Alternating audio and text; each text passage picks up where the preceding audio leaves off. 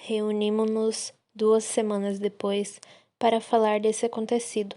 Clara e Urbano visitaram Olga e nos deram a notícia. Olga, foi Urbano quem falou.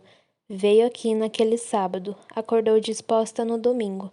Não se lembrou do encontro que teve conosco, mas ficou em sua mente a conversa que tivera com a equipe encarnada, e tentamos fazê-la lembrar que não podia mais chamar pelo filho, devia se conformar e ajudá-lo a ficar bem.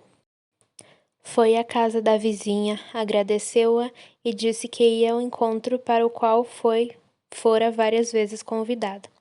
É uma reunião que acontece no salão de uma igreja, templo católico, onde se reúnem pessoas que se sentem enlutadas pela ausência física de pessoas queridas que mudaram de planos.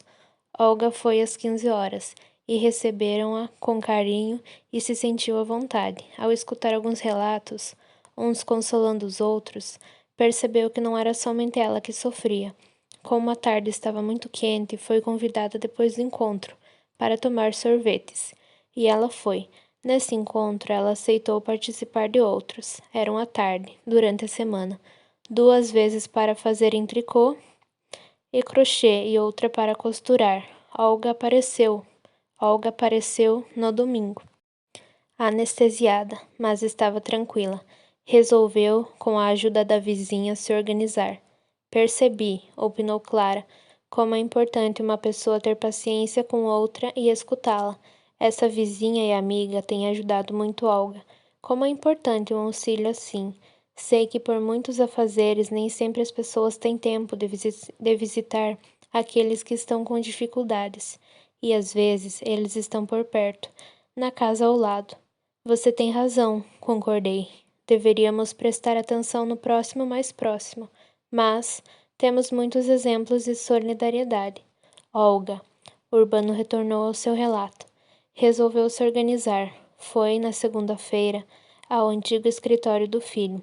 Conversou com o ex-sócio dele para terminar a antiga sociedade e percebeu, aborrecida, que o outro advogado não foi honesto, mas não deu importância.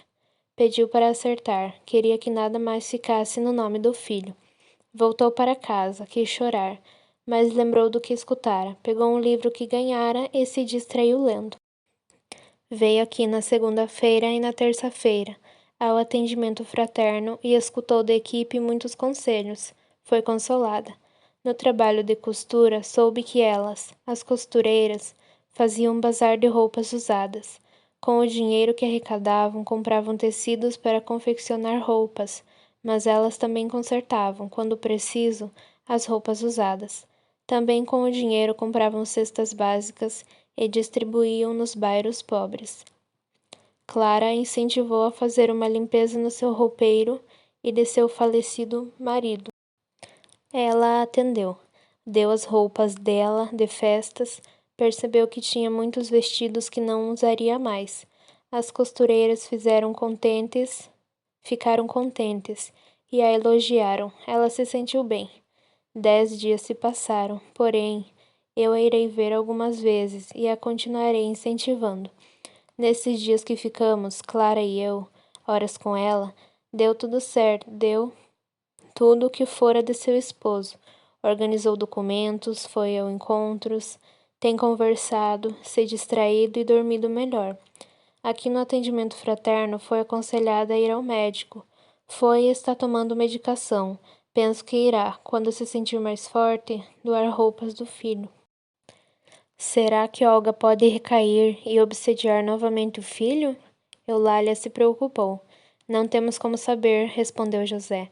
Desejamos que Olga continue assim e não chame mais por Mateus, que está abrigado numa enfermaria e está sendo orientado, porém ainda se sente muito autopiedade.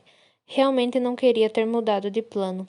Espero que entenda, aceite esta mudança.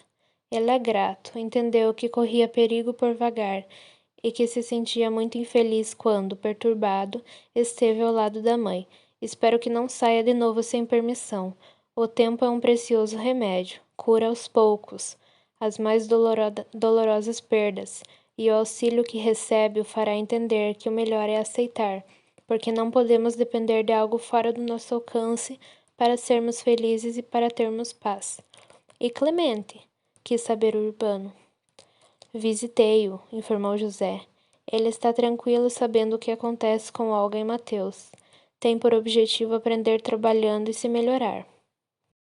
Vou repetir o que ele me falou. Senhor José, quando vim para cá, isso ocorreu quando meu corpo físico parou suas funções. Fui trazido por socorristas a pedido de pessoas de uma instituição de caridade onde fui membro ativo.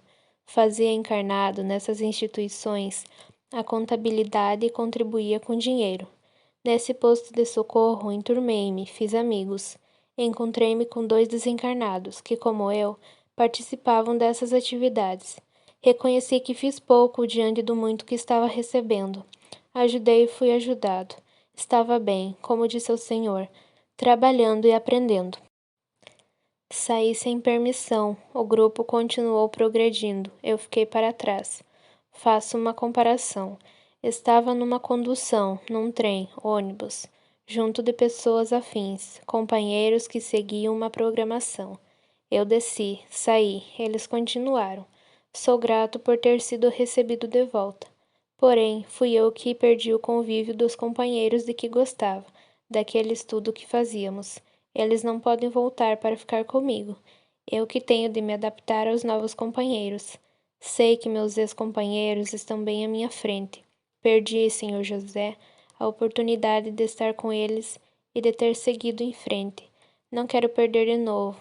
Vou abraçar com carinho e entusiasmo essa nova oportunidade. Espero, José suspirou, que Clemente consiga. Como ainda sofremos com a desencarnação, exclamou Clara. Meus pais sofreram tanto, desencarnei por um câncer que me fez sofrer muito. E mesmo me vendo sofrer e sentindo que o melhor era eu desencarnar, sentiram bastante. Por muito tempo, opinei, por diversas reencarnações, ficou em nós que a morte do físico é castigo.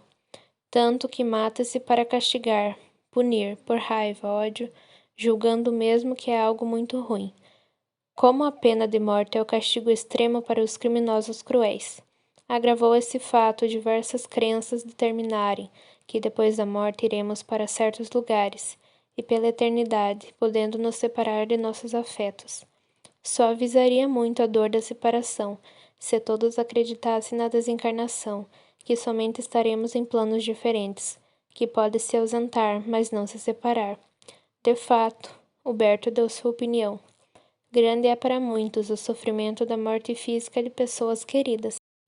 Concordo com você, Antônio Carlos, que esse sofrimento foi agravado por crenças que, de modo errôneo, agravaram, apavoraram sobre o que vem depois desse desfecho. Dizem que, ao falecer, encontra-se com Deus. Isso não acontece, nem se encontra com o diabo.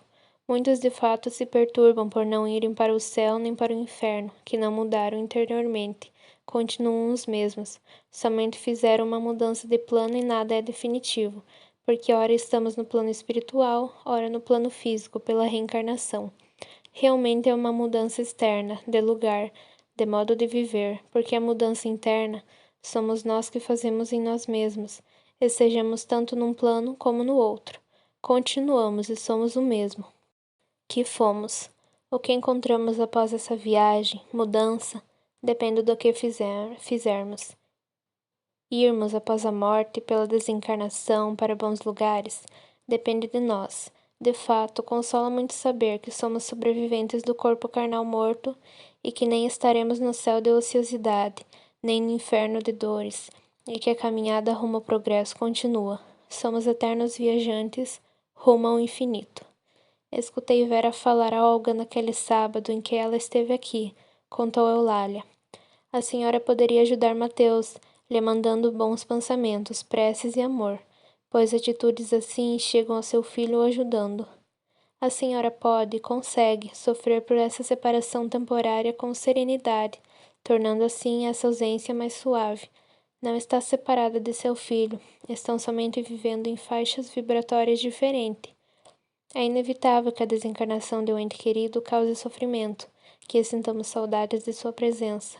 O que não é certo é deixar essa dor mude nossa atitude para pior. Desesperar-se diante da morte física, com certeza causa dificuldades na mudança de plano de quem partiu. Foi realmente um bom conselho, suspirou Clara. A reunião terminou. Outros afazeres nos esperavam. Reunimos-nos 4 meses depois por outro motivo. Após acertarmos detalhes de um outro trabalho, comentamos sobre esse drama. Olga contou Urbano. Teve 4 recaídas, porém conseguiu superá-las. Veio aqui mais 2 vezes e está firme nos encontros. Tem sido assídua nos trabalhos manuais. Continua com os tratamentos médicos e com o psicólogo. Mudou-se para um apartamento, comprou móveis e objetos novos. Deu tudo o que fora de seu filho. Ficou somente com fotos e fez um testamento deixando o que possui para 2 sobrinhos, filhos de sua irmã e um sobrinho de Clemente. Tem feito caridade e lembra com tristeza do período em que ficou só lastimando. Ela sente mais porque entendeu que prejudicou o filho. Mateus, Clara quem deu a notícia. Sei dele porque fui visitá-lo por 2 vezes. Ele melhorou, como a mãe não o chama mais. Olga não se desesperando, ele se sente melhor. Tem saído da enfermaria para passear pelo jardim e assistir palestras. Ainda sente por ter desencarnado. Queria mesmo estar encarnado. Ele tem planos e me disse: Clarinha, sofri muito no período que estive desencarnado com mamãe. Sofria muito, perturbado. Ora julgava-me encarnado, porém sabia que havia desencarnado, porque mamãe lamentava sem parar. Porque meu filho morreu, pobrezinho morreu, etc. Explicaram-me que, por ver minha perna esmagada quando vi meu corpo no carro, fixei essa imagem. Tive o meu corpo físico no acidente muito danificado, mas fixei-me na perna, por isso sentia muitas dores nela. Foi um período muito ruim, não quero isto para mim de novo. Sentia as sensações como se estivesse no corpo físico. Frio, fome, sede, que eram amenizadas quando me aproximava de mamãe. Sugava as energias dela e sentia o desespero dela, que aumentava o meu. Amo mamãe. Sei que ela fez isso ignorando o que me prejudicava, e eu não conseguia me afastar dela, muito triste. O que perdeu ou sentiu que perdeu nesse período? Perguntei. Não vale dizer que foi meu corpo de carne e osso, não é? Mateus sorriu. Rimos. Penso, Clarinha, que, ao não aceitar a desencarnação e me deixar ser obsidiado, perdi a oportunidade de me sentir bem logo que fiz a mudança de plano e fui socorrido. Poderia estar bem, já ter estudado, me adaptado, feito amizades, convivido com o papai, pedi desculpas a ele. Se agora que meu pai queria somente me ajudar, talvez eu já pudesse visitar minha mãe e até consolá-la. Sinto por não ter aceitado a mudança de plano, ter sofrido por isso e até ter feito mamãe, a pessoa que mais amo, sofrer com minha perturbação. Perdi muitas coisas, amiga. Fiquei mais tranquila em relação a ele após essa conversa. Clara fez uma pausa e se interessou em saber. Mateus, na colisão, teve o corpo carnal esmagado e seu espírito foi desligado, expelido para fora. Isso acontece com todos que desencarnam assim? Não, foi José quem a esclareceu. Embora a desencarnação seja uma mudança de plano, o espírito é desligado da matéria física e passa a viver com a matéria espiritual. É como tirar uma roupagem e viver com outra. Esse processo difere muito. Depende de cada um. Alguns fazem essa viagem de forma tranquila. Outros se perturbam. Poucos percebem o que aconteceu e a maioria se confunde. Tenho visto diversas desencarnações. Uns enfermos há tempos, o corpo físico morre e ficam ainda apegados. Outros aproveitam a enfermidade para se prepararem. E o desligamento é suave. Quando ocorre, como você falou, Clara, de forma violenta, a diferença também existe. Ocorreu com Mateus como ele contou, porém tenho visto desencarnes por acidente em que o desencarnado sente-se desmaiar e, de forma confusa, sente o que aconteceu como um pesadelo, ou nem sente, adormece, e quando acorda está em outro lugar, bom ou não, depende somente dele, de suas atitudes. Presenciei casos em que os desencarnados são desligados, ficam junto ao corpo que vestiram e veem o velório e o enterro. Outros ainda permanecem junto aos seus restos mortais ou nos cemitérios, crematórios, ou voltam para seus eslares, ou vão vagar. Socorro é realmente para quem merece. O que será que Olga perdeu? Gostaria de saber. Urbano queria entender. Olga obsediou o filho que amava, que ama, por ignorância, elucidei. Porém todos sabem, de um modo ou de outro, que não se deve desesperar diante de um sofrimento ou de uma situação difícil, e que devemos confiar em Deus, etc. Ela se revoltou. Penso que se entendesse agora o que de fato ocorreu, ficaria sentida por ter segurado o filho junto a ela e tê-los feito sofrer mais ainda. Quem ama quer o bem do ser amado. Quantas pessoas, pais, no caso que estudamos, Clemente, que saiu de um abrigo, Olga, que passou a ver e sentir somente esse ocorrido, prejudicaram um afeto? Poderiam ter sofrido com compreensão, querendo e fazendo de tudo para o filho estar bem. Entendo Clemente, ao ver, saber que a família sofre, passa por dificuldades. Deve ser difícil não sair de um abrigo e ir tentar ajudar, opinou Eulália. Sei disso muito bem, José se recordou. Desencarnei novo ainda, deixei filhos pequenos e esposa com dificuldades financeiras, fui socorrido. Estar numa colônia, lugar lindo, tratado com fraternidade, sem dores, e vê-los com sérios problemas foi muito complicado. Não fui chamado, mas minha esposa chorava tanto pela minha falta como por ver os filhos passarem necessidades, até de alimentos, e por não saber o que fazer. Sentia-os, na colônia, chorarem de saudade por sentirem minha falta. Se a situação estava difícil comigo doente, piorou com meu desencarne. Ainda bem que não houve desespero, mas eles estavam desesperançosos. Sentia por eu estar bem e eles não. Preferia 1000 vezes que fosse o contrário. Chorei muitas vezes. A luta comigo mesmo foi ferrenha. Como poderia estar bem e eles não? Escutei conselhos, esforcei-me para compreender que tudo passa. Os momentos difíceis também, que meus filhos e esposa eram boas pessoas, que as crianças cresceriam, etc. Entendia, mas sofria. Tive permissão para visitá-los. Tentei ajudá-los, roguei por ajuda e recebi. Pessoas, principalmente uma, a quem sou muito grato, os auxiliou com dinheiro. Como foi difícil para mim retornar à colônia. Lutei comigo, sabia que, se ficasse sem permissão, logo me perturbaria e não os estaria ajudando, mas sim prejudicando. Compreendi que temos de viver onde somos colocados. Deveria ser grato por ter sido socorrido e estar numa colônia. A vida continuava, e para todos. Assim mesmo eu sentia, pensava que não devia, não podia estar bem se eles passavam por necessidades. Trabalhei e estudei dobrado. Por mérito, tive permissão para outras visitas, passei a vê-los sempre. Minha ajuda era aconselhá-los, motivá-los e consegui. Quando terminei os estudos, pude escolher um trabalho. Pedi para ser útil num centro espírita. Fazia minhas tarefas junto a encarnados. Isso para ficar mais fácil vê-los. Todos esses anos me esforcei e tentei auxiliá-los, e na maioria das vezes consegui, mas outras não. Minha esposa não se envolveu com mais ninguém, dedicou-se aos filhos e foi muito amada por eles. Quando ela desencarnou, pude socorrê-la, orientá-la, mas entendemos que não éramos afins, ficamos amigos e nos vemos sempre. Eu continuei com meu trabalho e ela escolheu outra. Um dos meus filhos desencarnou.